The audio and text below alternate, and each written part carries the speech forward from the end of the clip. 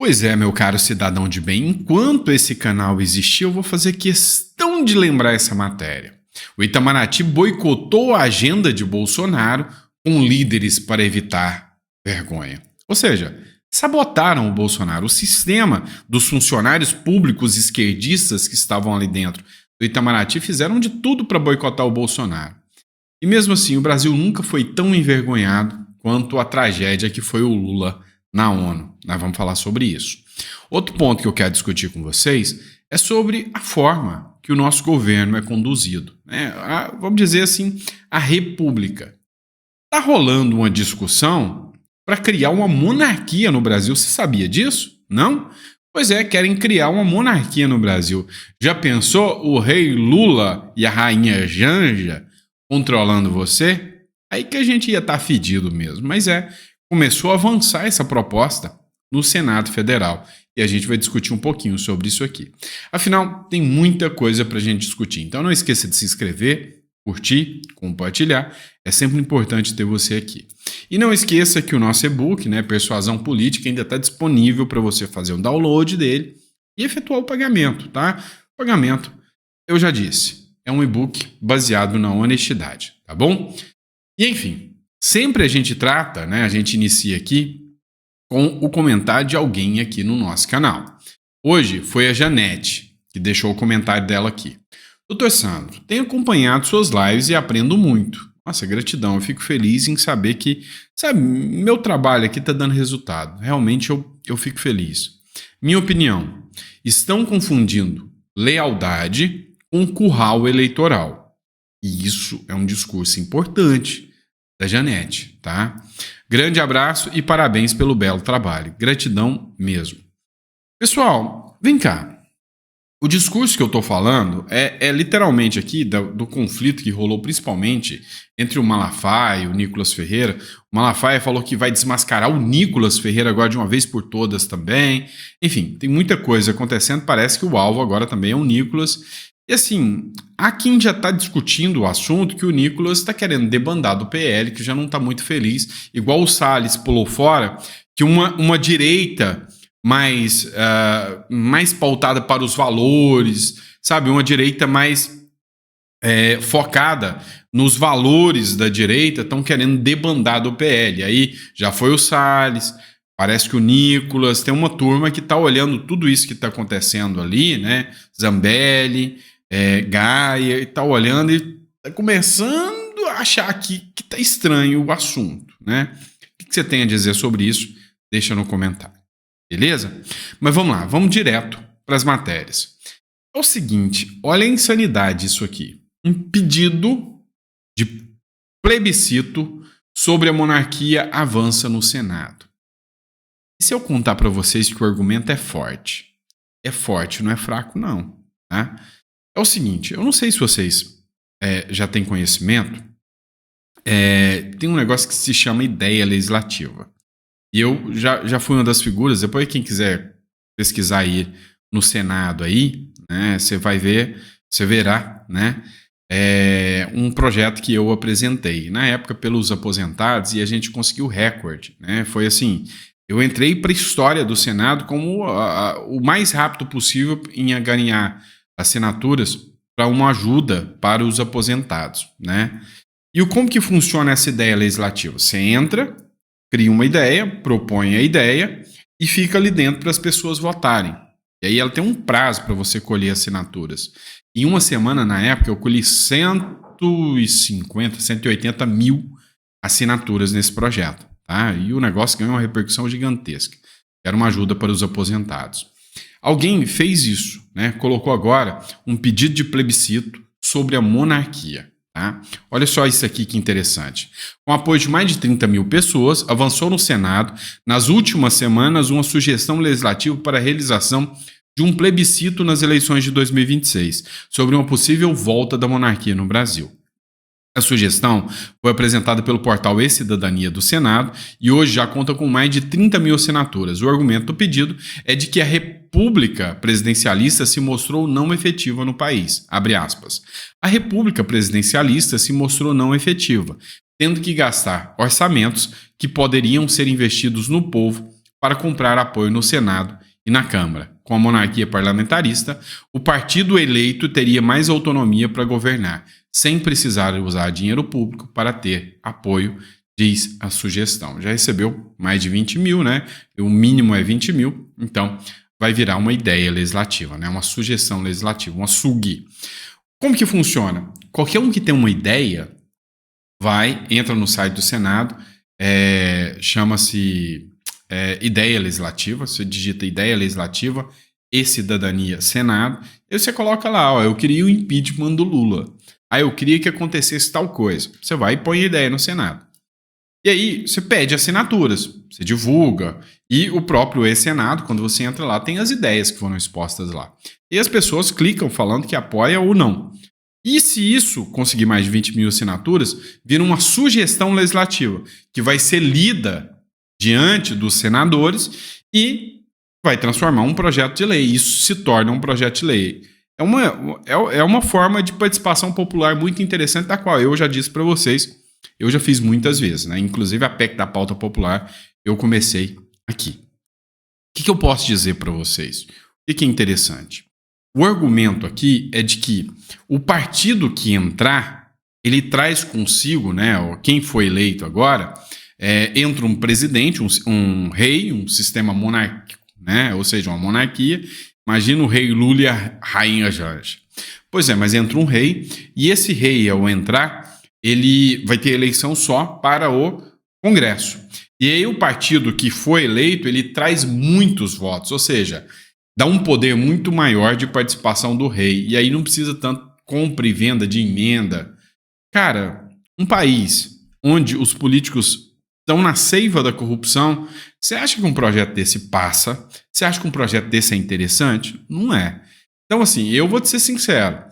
O que é o ponto positivo de uma monarquia se o país der sorte de colocar um rei bom? É que não tem aquela transição. Porque começa assim. Entrou o Bolsonaro com o Paulo Guedes e, para mim, foi o melhor governo que já existiu. Apesar de que eu tenho críticas ao Bolsonaro, claro, mas foi o melhor presidente que teve, até pela visão liberal que o Paulo Guedes trazia. Isso é indiscutível para mim. Então, o governo começa a adiantar, reduzir impostos, baixar impostos. Aí vem eleição, põe o Lula. Tudo que o Bolsonaro fez, eles fazem questão de destruir, e sem contar que são bilhões gastos para manutenção do poder nas eleições. É uma coisa insana. E a monarquia, a única vantagem disso é o segmento, né? Quando tem um projeto pelo país. Mas, cara, contar com a sorte que o Brasil teria um projeto de país é tenso, né? O que você acha sobre isso? Você aposta na monarquia no Brasil ou não? Qual o seu ponto de vista? Eu quero saber. Outro ponto que a gente precisa falar. O Lula. Imagina isso aqui representando o país mundialmente para o resto da vida, né? E depois, quando morre, é os filhos que tomam conta. Já pensou que insanidade? Dedo de Janja torna o discurso de Lula irrelevante e constrange diplomatas. Eu corrigiria essa matéria do Diário do Poder. O Lula é irrelevante e constrangedor. Não é só o dedo da Janja. Ambos, juntos, causam esse caos. Motivou reações indignadas de constrangimento entre diplomatas e o discurso pífio de Lula na abertura da Assembleia da ONU na semana passada. O petista permitiu a adulteração da versão original preparada com o esmero habitual por diplomatas para a inclusão das sugestões da primeira-dama Janja. O discurso ficou tão ruim que acabou ignorado pela mídia estrangeira. Diplomatas relataram a coluna Irritação na Casa, inclusive entre os que prestam obediência ao assessor Celso Amorim. Uai! Vocês não sabotavam o Bolsonaro? Se federam, porque a Janja sabotou vocês. E os dois juntos sabotaram o Brasil inteirinho. Ah, não, mas o Diário de Poder é uma matéria que não gosta do Lula, companheiro. É sério? O que o Estadão fala sobre isso?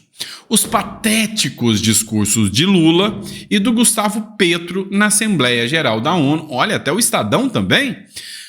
Os discursos dos presidentes do Brasil e da Colômbia no dia da abertura da Assembleia Geral das Nações Unidas em Nova York, na terça-feira, 24 de setembro, foram patéticos. Ambos condenaram Israel pelas guerras em Gaza e no Líbano. Falaram da Ucrânia, e lamentaram uma crise política no Sudão. No entanto, ignoraram completamente uma das maiores crises de refugiados do mundo, tá? Que está ocorrendo pertinho de seus próprios países, a Venezuela. Pífio demais. E o Lula, que era o homem bom, né, da imprensa, mandou a imprensa calar a boca. Perguntaram para ele: Lula, e a Venezuela, tio? Fala. Lá no México. Ele tá gastando nosso dinheiro lá de novo, sabe? Ô Lula, e aí, cara? Fala sobre a Venezuela. Lula, eu falo sobre o que eu quiser. Eu não falo nem da Janja toda vez. E eu falo sobre o que eu quiser e não vem me perguntar de Venezuela. Ah, mas não era o Bozo, que era o cara contra a imprensa, que escachava a imprensa? Pois é, daqui a pouco vai ter gente falando que o Lula é de direita só para esconder a tragédia que a esquerda é no Brasil. E quer falar em tragédia?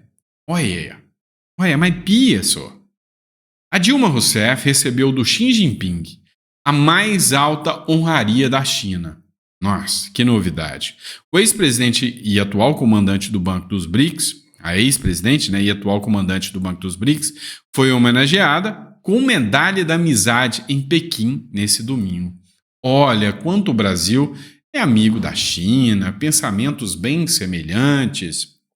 E aí, eu lembro um certo ministro do STF que falava: olha, esses caras que ficam falando de comunismo na internet é porque dá ibope, não existe a menor hipótese do comunismo no Brasil. E aí você vê na eleição de São Paulo, o Boulos dando um abraço no Datena falando consórcio comunista já, né? Moscou urgente. Mas não, isso é o de menos. Você viu o Lula nomeando um ministro comunista para o STF, você viu o Lula participando de um consórcio comunista que é o Foro de São Paulo, que a imprensa sempre mentiu para você dizendo que não existia. O Foro de São Paulo foi desmascarado e o Lula falando: eu tenho orgulho de ser chamado de comunista, companheiro. Né?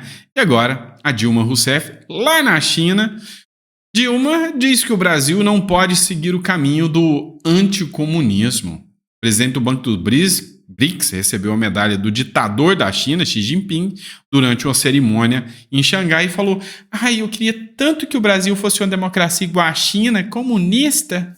Pois é. Se bem que ela não formula uma frase tão complexa assim rápido, né? Mas a grande questão é que, cara, é mentira, é hipocrisia dizer que não existe um anseio comunista no Brasil e que o anticomunismo é necessário. Ontem, eu estava conversando com um advogado americano, né? E a gente estava discutindo. E ele me contou coisas que ele conheceu do comunismo. Ele falou de uma conhecida da Rússia que, sabe, são utilizados lá as mulheres como escravas. Escravas para aquilo mesmo, sexual. Na China, né? Uma chinesa mudou para os Estados Unidos e conversou com esse advogado, e eu não vou citar nomes aqui, mas ela foi vendida pela China para uma pessoa dos Estados Unidos para ser escrava sexual. Você entende que o governo vende? Meu irmão, é o comunismo que essa galera adora, admira. E aí, a agenda woke que sustenta esse discurso deles é nefasto. Dá uma olhada no que rola no Canadá. Cara, parece piada, mas não é. Foi o Felipe Dávila, hoje, uma das figuras mais proeminentes do Partido Novo, publicou essa matéria. É impossível não se assustar. O vice-policial da cidade canadense de Toronto orientou os cidadãos a facilitarem o roubo dos carros, de seus carros, caso as casas sejam invadidas. Porque as invasões domiciliares para roubo de veículos subiram 300% no último ano. Agora a recomendação da polícia é de que os residentes facilitem o acesso às chaves dos carros nas casas, no caso de um arrombamento, para que os ladrões não ataquem as pessoas. Isso aí é um atestado de incompetência da polícia que não consegue fazer o seu trabalho.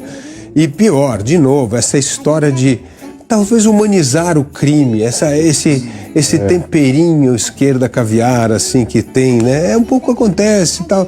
Tem que mostrar, por isso tem que fazer, como disse aqui o Alan Gani, é fazer cumprir a lei. A lei é o seguinte, é preservar a vida e a propriedade. Pois é, mais ridículo, impossível, né? Então, assim, A agenda desses caras é essa. E aí vamos pegar essa turma aqui, né? PT, Partido dos Trabalhadores, ou melhor, Perda Total, ou Partido das Trevas, fala da forma que você bem entender. Isso aqui faz parte, né, da síntese do partido. Referiu também medidas imprescindíveis que devem constar no Programa de Segurança Pública do PT. Então, quando você vota no PT, isso aqui está no Programa de Segurança Pública de todos os candidatos. Inclusive, o PSOL segue essa mesma linha. Como a desmilitarização das PMs e do Corpo de Bombeiro, para termos uma polícia mais cidadã. Essa que vocês estão vendo no Toronto. Olha, gente, nós somos a polícia cidadã. Deixa a porta da sua casa aberta para não ter arrombamento, para o cara chegar e roubar. Né? Deixa, desculpa do que eu vou falar, eu peço perdão, mas homens que votam no PT, deixa um preservativo para o cara chegar e abusar da sua mulher. Porque esses vagabundos vão entrar e vão fazer isso. E esses canalhas da esquerda vão passar a mão na cabeça deles. Mulher que escreve com batom é de alta periculosidade, mas abusador de mulher sai pela porta da frente na cadeia. E aí essa polícia mais cidadã vai te garantir, né, que você possa, sabe, ter uma melhor interação. Canalhas, vagabundos, isso sim. Desmilitarização de outras polícias que estão cada vez mais militarizadas, como a Guarda Civil e a Polícia Civil. Mudar a visão de que infrator é inimigo. Mudar a visão de que o infrator é inimigo. Quem que é o infrator, caralho? Quem? É o cara que rouba o seu celular? É o cara que entra na sua casa e abusa da sua família? É o cara que dá um tiro para pegar um celularzinho? É o cara que te esfaqueia. Essa semana eu vi um vagabundo cracudo de cadeira de roda dando uma facada nas costas do policial durante uma abordagem. Olha, PT, mudar a visão de que o infrator é inimigo. Você entendeu? O bandido não é inimigo, é meu amigo. O fim do conceito de guerra às drogas, descriminalização das drogas e o debate científico da carreira policial única. Você entendeu o que é o PT? E como funciona o PT? E como ele toma o poder? Se você não entendeu, vamos focar nisso aqui, tá? Olha, eu não lembro o nome desse menino aqui, mas peço licença para usar o vídeo que eu peguei do perfil do Jorge Adriani, tá? É o seguinte, como é que você faz para dominar as massas e chegar lá? Deturpe o discurso. Deturpe o discurso.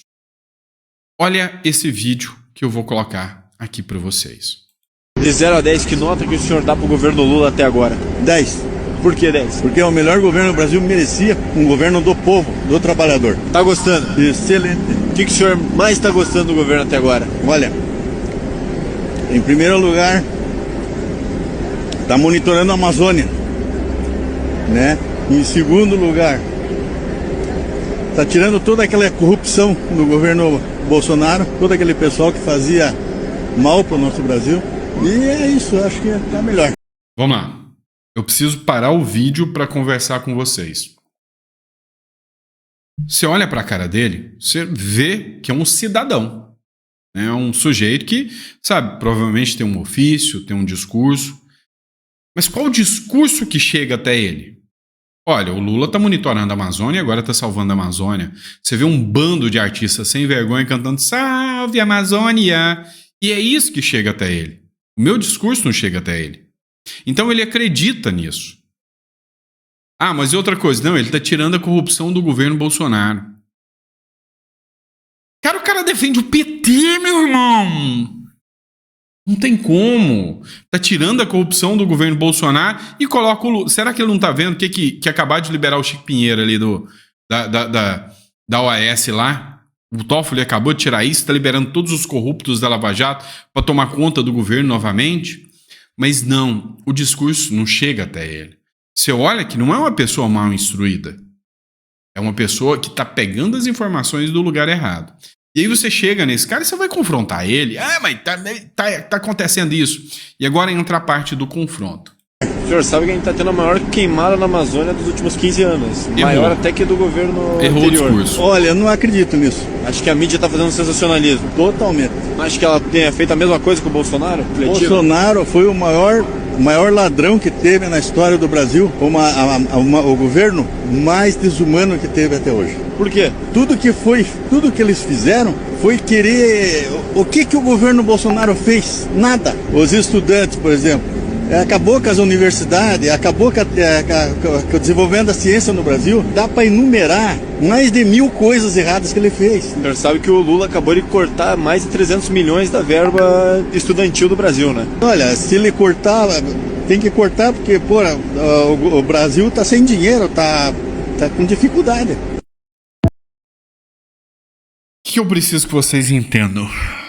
Esse cara, você pode falar o que você quiser, que o discurso que ele consome é o discurso que vem da mídia esquerdista. E eles querem que as pessoas tenham essa visão para dominar. O que eu quero dizer para vocês? Não é assim que você faz um discurso. Sabe como que o PT se tornou tão forte, que a esquerda se tornou tão forte? Se apresentou como um amigo e não um opositor. Então, você chega no cara e fala, o que você achou do governo Lula? Ah, mas... E aqui eu tô falando sobre o livro já, tá? Persuasão Política. Aqui, usando o argumento dele aqui, vamos falar do livro Persuasão Política. Se você chegar e fizer igual o menino fez aqui, o que você acha do Lula? Não, 100%. 1000 melhor do que o governo Bolsonaro. E você já entra no confronto. Mas você sabia que o Lula tá assim. Cara, você simplesmente vai estar falando pro cara, sou seu opositor. E o que você tem que fazer? Converse. Não, mas me explica mais, eu quero entender o seu ponto de vista. Mas e a educação? Como que tá? Primeiro passo de alguém que discursa é ouvir. E aí? Não, mas realmente, aí eu concordo com você. A defesa da Amazônia é alguma coisa muito importante. Cara, e eu acho que tem que ser feito mesmo. Mas eu ouvi falar que parece que agora as queimadas estão maiores. Peraí, deixa eu ver se é verdade. Você pesquisa aí pra mim? Você tá trazendo essa pessoa pra discussão com você e a hora que ela olhar, mas isso aqui tá falando que tá maior agora. Então, assim, você tem que saber falar com esse tipo de situação, tá? E por que eu tô dizendo isso? Cara, a mídia domina o Brasil há anos. Quem não cresceu ouvindo a Rede Globo? E aí você vê que é uma pessoa de meia idade, fácil, deve ter o quê? 60 anos. É uma pessoa que cresceu com a influência da grande mídia. Você não muda crenças de uma hora para outra se você não sabe ter um discurso bom. Sabe, a esquerda fez isso durante anos e anos e essas pessoas acham que estão certas. Elas fogem da realidade. E é isso que eu estou querendo que isso mude, tá? Então, o livro Persuasão Política vai fazer com que você mude o foco. Cara, esse mês, foi no início do mês, um rapaz chegou até mim. Cara, assim, aquele cara do canal do YouTube, não é? Eu falei, sou. Cara, eu curto seu canal. Bicho, cara de petista, tá? Falou, não, eu no meu meio, eu não posso falar, mas eu comecei a considerar algumas coisas que você fala e eu comecei realmente a entender que o esquerdismo é ruim. Você mudou a minha forma de ver. Cara, mas isso não é uma coisa que você faz, assim, gradativo, né? Imagina você chegar num usuário e falar pra ele, não, cara, não é assim que funciona. Droga é ruim. Você não vai conseguir. Você tem que ir mostrando os malefícios disso com pitadas. É assim que funciona. Então, enquanto nós não soubermos o discurso, essa esquerda vai continuar falando para você, não pode ser anticomunista, o comunismo não existe no Brasil, não, você tem que ser doutrinado, você tem que ser dominado, enfim. É assim que funciona a regra do jogo. Bom, gente, desculpa aí que eu passei da hora no vídeo, deu 24 minutos, mas livro Persuasão Política tá para aqui, ó, no comentário aqui, e tá no primeiro comentário fixado e na descrição. Cara, independente se você tem condição de pagar o livro ou não, baixa e leia, tá? Baixe e leia. O discurso nunca se faz confrontando. Lembra do storytelling que eu te falei. Você coloca alguém em comum no discurso, você entra no discurso e você coloca a pessoa no discurso. Nunca cite um cara de direita para convencer um cara de esquerda. Desculpa, eu vou continuar. Quando você vai conversar com um cara como esse, cita, por exemplo, o cara, mas tá salvando a Amazônia. Falou, cara, você conhece o Aldo Rebelo? Não, o Aldo Rebelo, aquele cara do Partido Comunista do Brasil, do PCdoB, agora ele mudou de partido, cara. Então, olha aqui o que ele falou aqui. Ele falou que na Amazônia o governo Lula tá uma tragédia muito maior do que o do Bolsonaro. O que você acha desse cara? Entendeu? Você colocou alguém. Eu concordo que a Amazônia precisa ser cuidada. Eu me coloquei no discurso. E aí você põe um cara. Você também não acha que a gente tem que refletir e pesquisar um pouco mais? Então o discurso vai indo aos poucos, tá? Com o livro, você vai entender um pouco mais como que faz esse discurso, tá bom? Obrigado, pessoal. Fiquem com Deus. Desculpe o vídeo longo, mas é que eu gosto de papiar com vocês, sabe? Isso é bom. Eu gosto de bater papo, tá bom? Eu amo sentar aqui. Dia que eu não faço vídeo, é raro o dia que eu não faço vídeo, é como se eu não tivesse conversado com os meus amigos, tá bom? Abraço, fica com Deus e eu vejo vocês no próximo editorial.